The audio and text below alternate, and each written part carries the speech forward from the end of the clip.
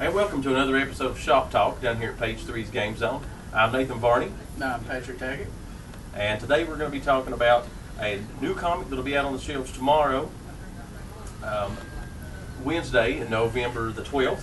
So being that today is November the 11th, we'll also wish a happy Veterans Day belated for some of you that may be watching this out there. So I don't normally like to mention the days that we're actually doing recording, even though it's usually one day prior, but I think today's well worth breaking the barrier, if you will. So but anyway, tomorrow Superior Iron Man #1 hits the shelves. It's a new Marvel comic, the very first issue.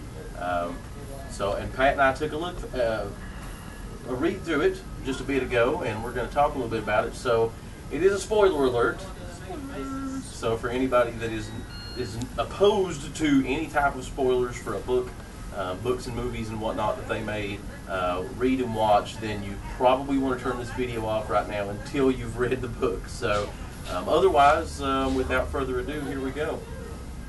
So a brand new series here. This is some aftermath taking place in the events, or after some of the events of Axis, with some battles with Red Onslaught.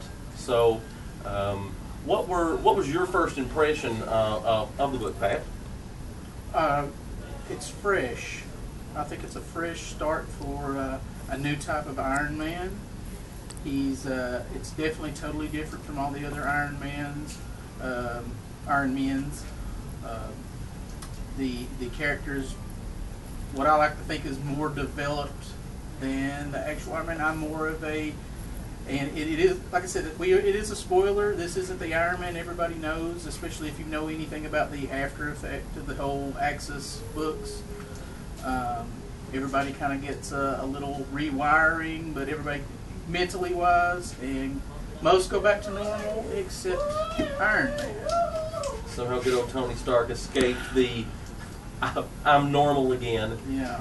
So in a way, I mean, I guess it's appropriate that Marvel has gone with the title Superior, a nod to a very, very popular series that that's been, I guess, close to 3 years ago now, after the death of Peter Parker, when Doc Ock became inhabited, or possessed, however you want to call it, Peter Parker's body, and became the Superior Spider-Man. So before reading this book, I thought to myself, this is probably going to be Tony Stark's going to be possessed by, the Mandarin or something like that. I wasn't sure, because I have not yet read all of Axis. I'm the type, on a mini-series, I typically will wait until it's all out. Yeah.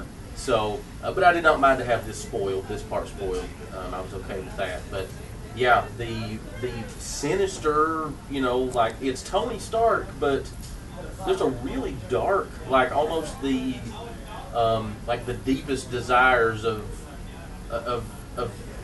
Stark are present in this book, as opposed to, the sober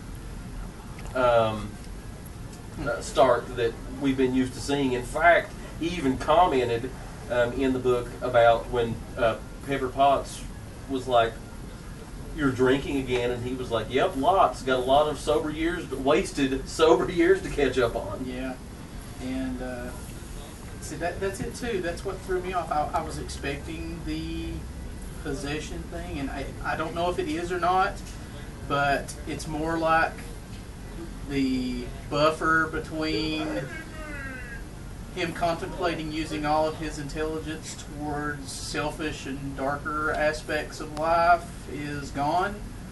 So it's just him doing what he wants to do. Yeah, exactly.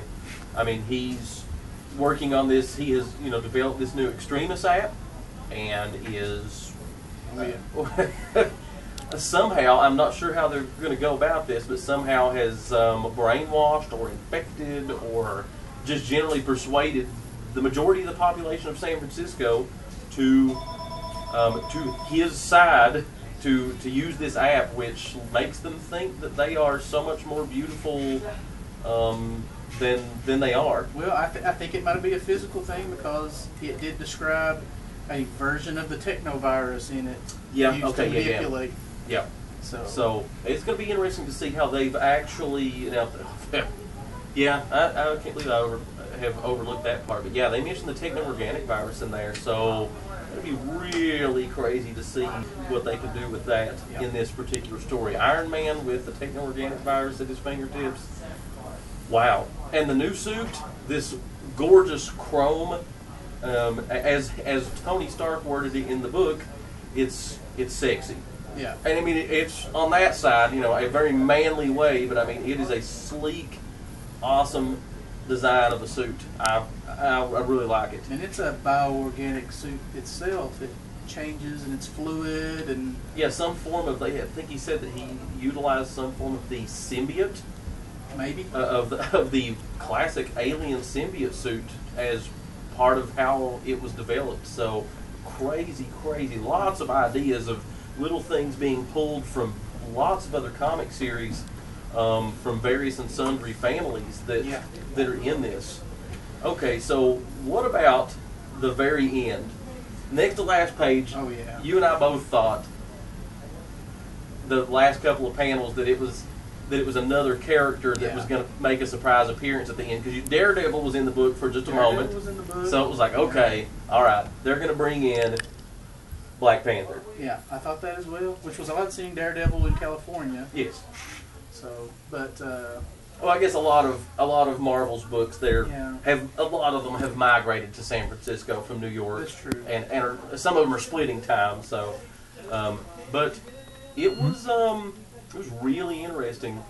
Yeah, though. That was a nice surprise. I would have never thought in a million years that last panel of that page what that was going to be. Well, I mean, I'm just going to have to. Confused. I'm going to have to admit I am a little confused though, because if you think Black Panther in the silhouette, you turn to the last page with a classic ad up in between. So you turn over the last page, and it's another Iron Man suit. Yeah, it's like his late 70s, early 80s. Yeah, Iron Man suit. like with the little pointed part of the suit like right here, which is why the silhouette looked like Black Panther, potentially Black Panther. You know. So I'm not sure if maybe it's some type of automated thing. You know, the suit and Pepper Potts had a discussion with over like part of their plan, like they were ready. It's almost like a Batman type of contingency thing. Well, for me, it's like all these characters, something's happened to a lot of the characters, and a lot of them are related to the Avengers movie line. Mm-hmm. And a lot of these characters are going to be pretty much out of the stories as their normal selves, and most likely be back at around May when Age of Ultron comes out. So I'm thinking this might be something like that as well. Mm-hmm. And Age of Ultron, from the previews, looks like it might have been one of those intelligent Iron Man suits, and from Iron Man 2 he had transferred his intelligence. That's true, yeah. So it could be something similar to that. Okay. Keeping a kind of continuity going on with that. The first issue definitely left you wanting to know what's going to happen in the second issue and the whole series. But I mean, you're ready for the next issue for sure. Yeah. So I'm very intrigued by this. I've definitely look forward to it. A high recommendation to at least check out the first issue, whether or not you're an Iron Man fan, because this is something new. If there's stuff about Iron Man before that you didn't care about, chances are this book's changing that. Yeah. So I mean, as far as it may not change your, whether you like Iron Man or not, but I mean like it's changing, like it's taking it, like as Pat mentioned earlier, a fresh new look on Tony Stark and his personality and Iron Man's personality. So kudos. Yep. Kudos. And I guess I probably should have mentioned earlier who we got here. We've got Taylor, Sinar, and Guru FX. So on the story and art and so forth. And definitely fantastic art. Yeah. Definitely in the book. Very well suited for Iron Man. Particularly so. I'm really excited to see how this Iron Man is going to intermingle with the rest of the Avengers in the Marvel Universe. Yeah. So. Yeah. I mean, because She-Hulk was in the book. Yep. I mean, it was, she was taken just as off guard by the Tony's behavior as Pepper Potts was. Mm-hmm. So, Excellent. I mean, excellent job. Very good. Again, a high recommendation. I look forward to the second issue and the entire rest of this storyline. How about you? Yeah, very much so. Come check it out. Like I said, if anything, just the first issue, read about it, check it out, see what you think. You know, hey, give us some feedback on what your comments are. We'd love to hear it. Definitely, yeah. If you've read it, yeah, definitely give us your input on it in some of the comments. So, I think that will probably take care of everything for this week's episode of Shop Talk. So we hope to see you down here at Page 3's Game Zone in Pikeville, Kentucky. And if you're too far away, maybe to just hit us up online. And we'll see you later.